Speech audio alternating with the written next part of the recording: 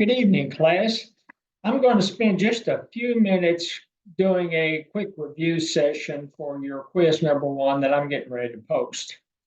And the quiz number one, if you looked at your syllabus, it's over chapters 1, 2, and 3. So those are three chapters you need to study, but I'm going to hit kind of the high points.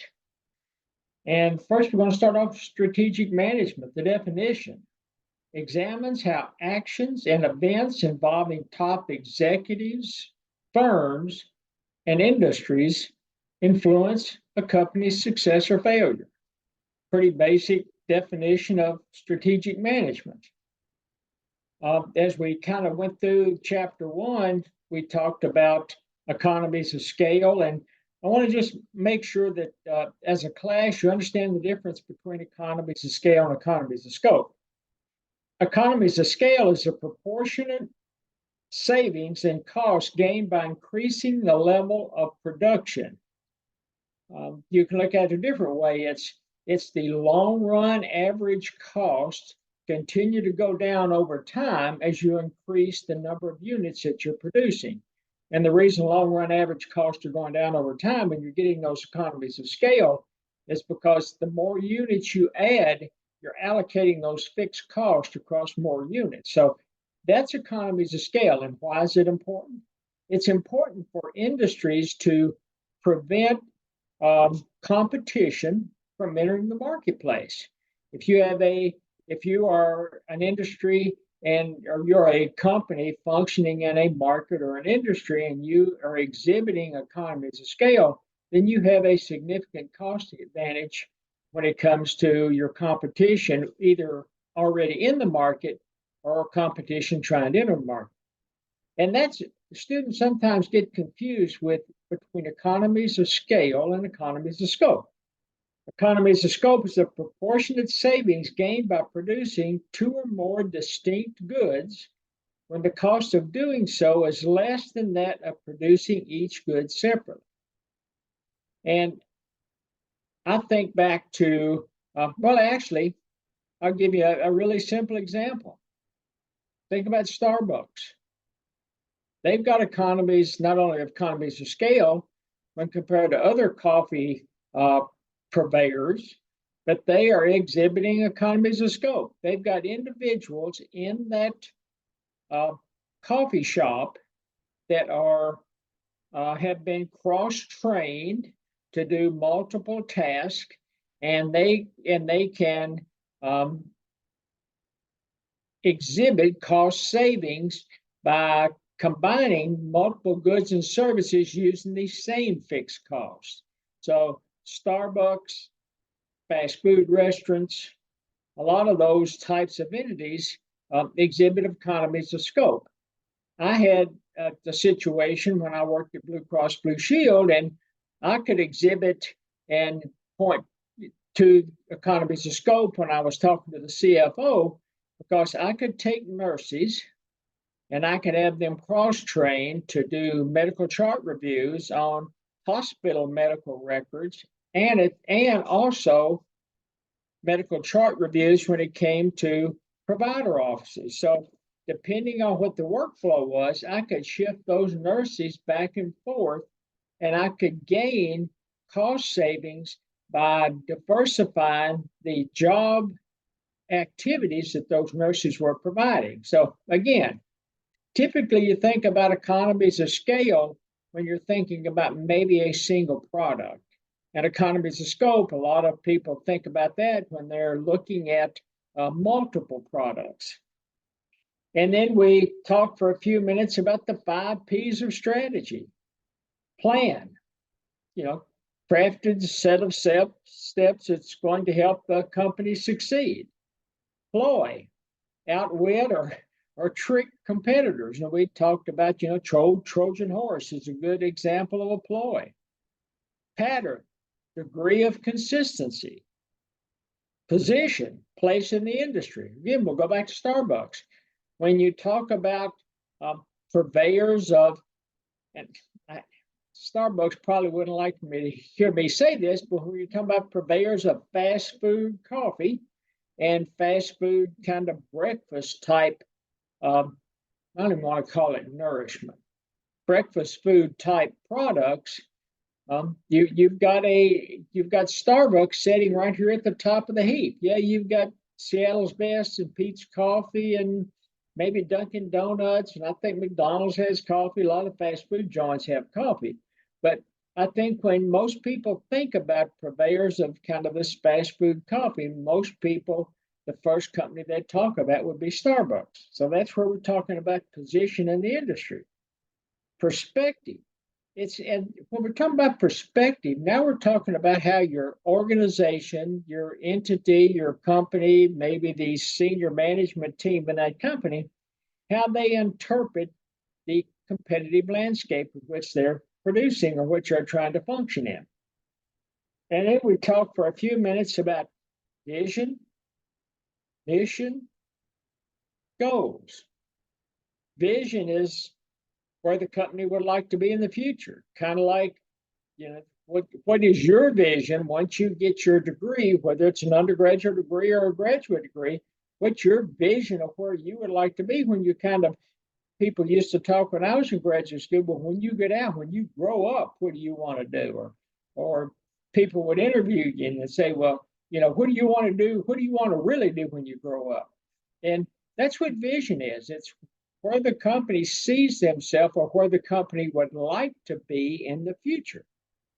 Mission, it's more of a reflection on, why the company exists, why we're here, what do we do, what is our rationale for being. So that's mission. And then when we're talking about goals, that's where the authors got into the SMART goals. Remember, SMART, specific, measurable, aggressive, realistic, time bound. And whether you like that acronym or whether you think the acronym's goofy, those are the type of factors when you're setting goals that are really common sense.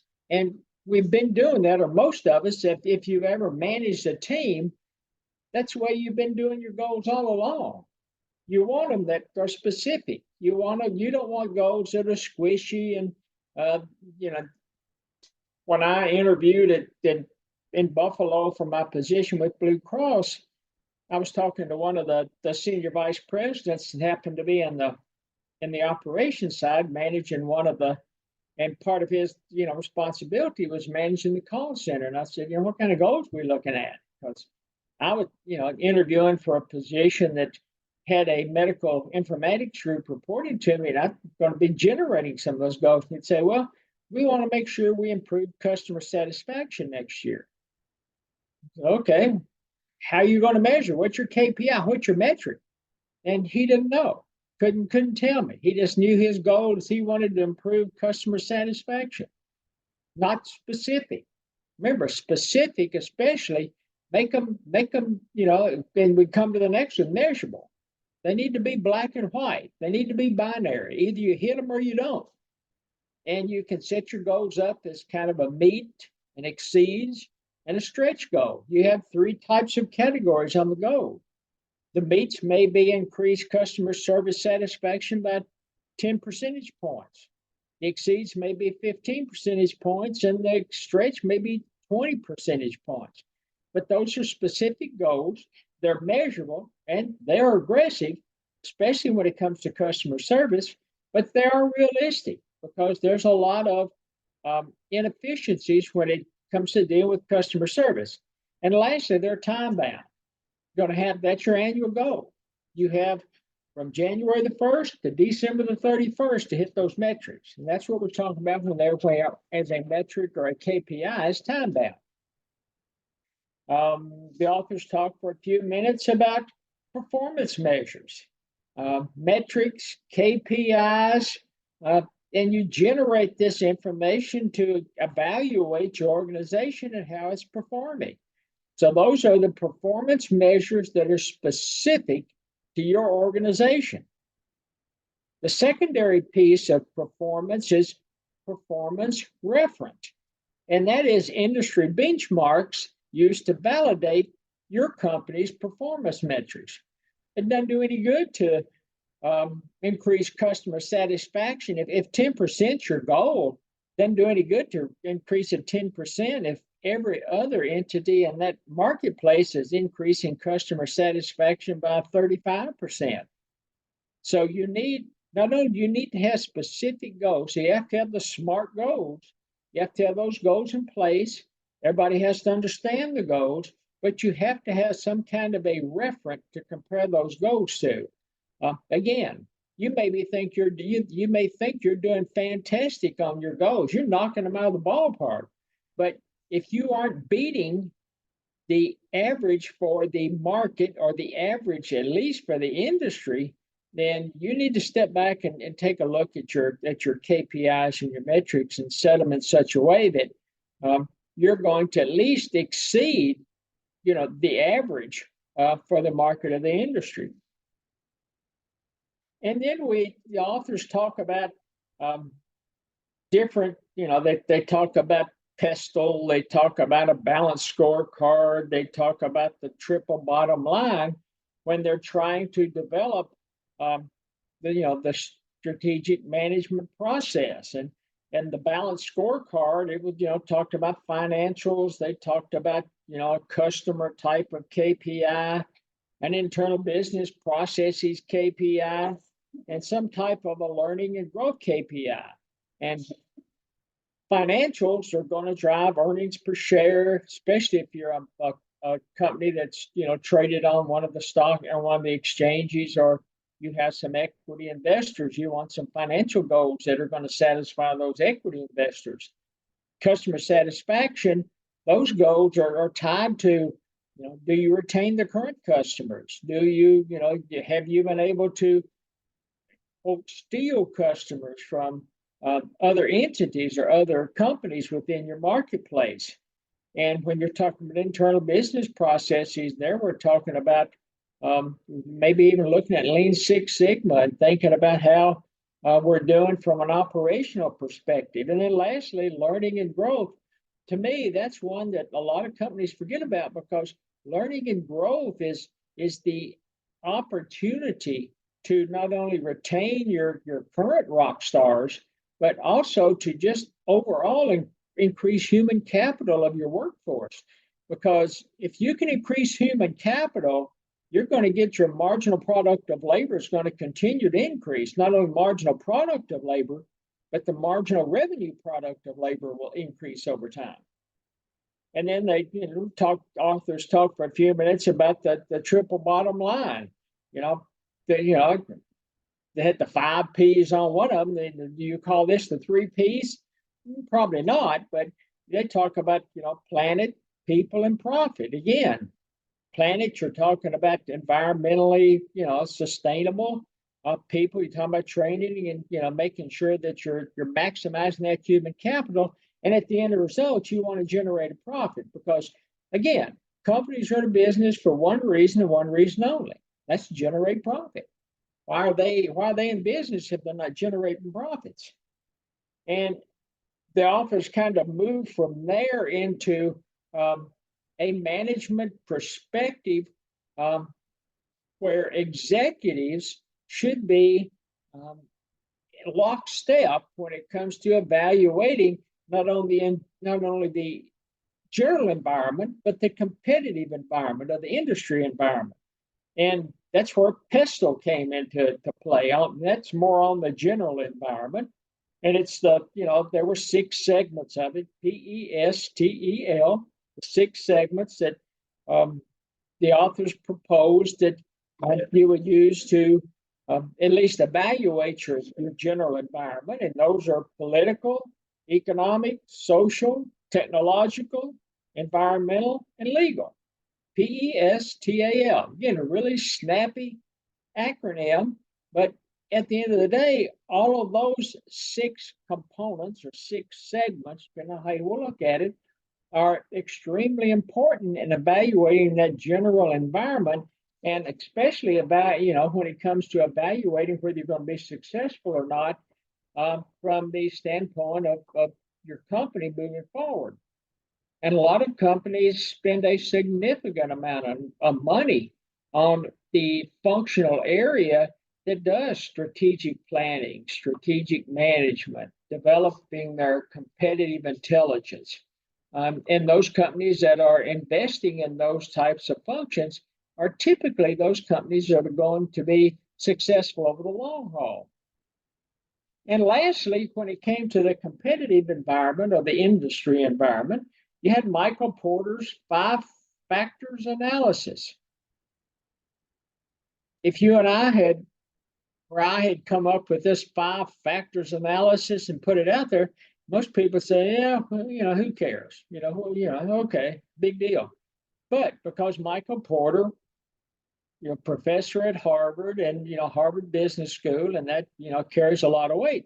Michael Porter rolls these out, and, it's almost like to some companies and some entities, it's like Michael Porter, came down off the mountain with the, tablet and etched in stone were these 5 factors that, that all executives or all companies should utilize when they're trying to determine, the potential for profit. And they make a lot of sense, but are they anything more than common sense that a professor academic has actually rolled out and put some structure around? And it's probably extremely beneficial for companies that, that Michael Porter went to the effort of putting the structure around these 5 factors, that he calls his 5 factors analysis, because a lot of companies, even though they're doing probably bits and pieces of it, they probably weren't tying it all together, even though it makes a lot of common sense as you go through them. The first one's rivalry. Second one's threat of potential new entrants, threat of substitutes. And then you're talking about the power of suppliers and the power of the buyers. So again, 5-factor analysis, great type of framework. Glad Michael Porter put it together. It's been has driven the success and to some extent failure of companies that didn't follow along. But a lot of companies have built their success on whether they use Porter's 5-factor analysis, they're probably using something quite similar to it. Otherwise, they wouldn't be as successful as they are. And I think with that is going to conclude our review for the first quiz. If you have any questions, let me know, and I will have this quiz posted shortly. Thank you.